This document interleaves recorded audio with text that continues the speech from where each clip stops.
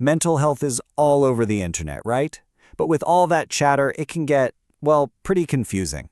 So in this explainer, we're going to cut through all that noise and get really clear on what clinical depression actually is. And we're going to lean on what the experts have to say. Okay, let's get into it. First, we'll talk about why it feels like we're living in an age of anxiety. Then, we'll draw a super clear line between sadness and actual depression. After that, we'll explore what it really feels like inside. We'll bust some common myths about recovery, map out the path to healing, and finally, we'll look at how we can all be better, more supportive people to those who are struggling. All right, first things first, we have to set the stage. We're in this moment where mental health terms get thrown around like confetti, and it seems like everyone's diagnosing themselves and their friends online. So why is that? What's going on? I mean, you've probably wondered this yourself, haven't you? You're just scrolling through your feed and it seems like every other post is about ADHD or borderline personality or depression. It's everywhere. So is this something totally new or is there a little more to the story? Well, the research points to a pretty big clue. Over the last few decades, studies have shown a staggering 33% jump in perfectionism. And look, we're not talking about the healthy kind of drive. We're talking about that toxic, constant, internal voice that says you're never good enough. A voice that's cranked up to full volume by social media and the pressures of modern life. And that kind of perfectionism, it's a huge risk factor for serious mental health issues. So it kind of makes sense, right? When we're feeling completely overwhelmed and just not okay in this crazy, high-pressure world, we naturally start looking for a reason why. These labels, like depression, become a kind of shorthand, a way to put a name to the struggle and make sense of the pain when everything just feels like it's too much. And that brings us to maybe the most important point of confusion we need to clear up. We have to draw a really sharp, clear line between the everyday human feeling of sadness and the clinical illness of depression. Because, and I can't stress this enough, they are not the same thing. This comparison here lays it all out. Sadness is usually a reaction to something specific, right? It hurts, but it passes, and you can still have moments where you laugh or feel good. Depression, that's a whole different animal. It's this persistent, heavy blanket that can last for months, and often there's no obvious reason for it. And notice that word, anhedonia. That's key. It's the inability to feel any pleasure at all, even from things you used to love. That's the real difference. Sadness is a feeling, but depression is an illness that takes over your entire system. And here's something that might surprise you. While it's really common for people to say, I'm so depressed after a bad day, the person who is truly clinically depressed is often the very last one to say it. They're much more likely to try and hide it, to convince themselves they're just being lazy or dramatic, because that's what they've been conditioned to believe their whole lives. Okay, so let's try to shift our perspective. To really get it, we have to go beyond just definitions and try to imagine the internal experience. What does it actually feel like to be in that place? This metaphor is just so powerful. Think of it like this. It's like being in a terrible car crash. Your soul, the very essence of you, is shattered.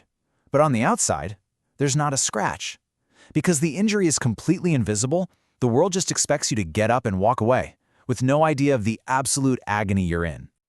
And it's also vital to understand that for some people, depression isn't just a phase or an episode.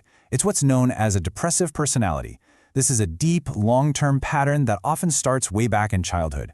For them, sadness isn't just a visitor, it's the air they breathe. It's their baseline reality, and they might not even remember what it's like to feel any other way. And this depressive personality tends to show up in two main ways. This is really insightful. On the left, you've got the introjective or self-critical type. Their deepest belief is, I am just fundamentally bad. And that belief fuels a constant fear of guilt and leads to this relentless, brutal inner critic. You'll see it in that perfectionism we talked about and just really, really harsh self-judgment.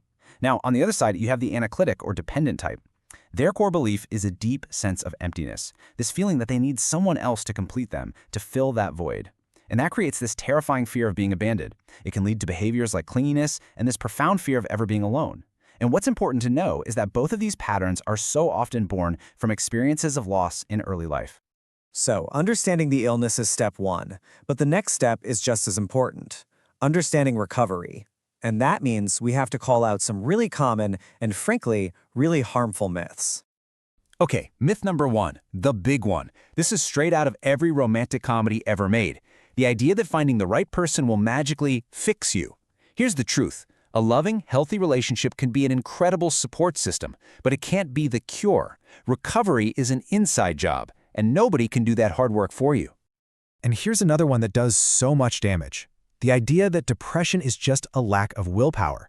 Telling someone with depression to just be stronger is like telling someone with a broken leg to just walk it off. It's absurd.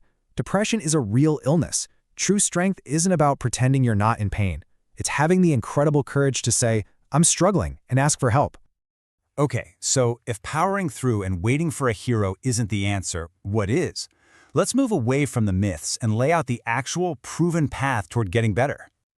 So here it is, the roadmap. It starts with just recognizing that something has changed. You're just not functioning the way you used to. The next step, and this is non-negotiable, is getting a professional diagnosis. Self-diagnosing is really risky because the symptoms can look like a lot of other things. From there, therapy is huge for digging into the root causes. And medication can be an absolutely crucial tool to help rebalance your brain's chemistry so you can even do that work. And finally, please be patient with yourself. This is a journey. It is not a quick fix. Now, I know as soon as I say the word medication, a big red flag probably goes up for a lot of people. It's a fear that's fueled by one of the biggest myths out there, the fear of addiction. Let's be perfectly 100% clear on this. Antidepressants are not addictive. They don't give you a high, they don't create cravings. Now, your body does get used to them, which means if you stop taking them cold turkey, you can get withdrawal symptoms and they can be rough. That is why it is absolutely critical that you work with a doctor to slowly and safely taper off when the time is right. We've talked a lot about the personal journey of recovery, but let's be real. Depression doesn't happen in a bubble. It impacts partners, friends, family. So for this last part, let's talk about how we can actually help, how we can be true allies to the people we love. This right here is so important. Our first instinct is almost always to jump in and try to fix things, to give advice. But the most powerful thing you can do? Just be there. Just your presence is more healing than any advice you could give. Listen without judgment. And please, avoid platitudes like just be positive. Instead, validate their pain. Say something like, that sounds incredibly difficult. And critically, do not take on the responsibility for curing them. That's not your job. Your job is to support them. And please, please don't forget that last one. Take care of yourself too. You can't pour from an empty cup. And that really brings us to this final, beautiful idea. We don't choose to have depression, but recovery and supporting someone on that journey, it's all about choices. The choice to finally ask for help. The choice to just sit and listen. The choice to be patient. The choice to just keep going, one day, one moment at a time. So, I'll leave you with this question. After everything we've talked about, what's one small choice you can make today?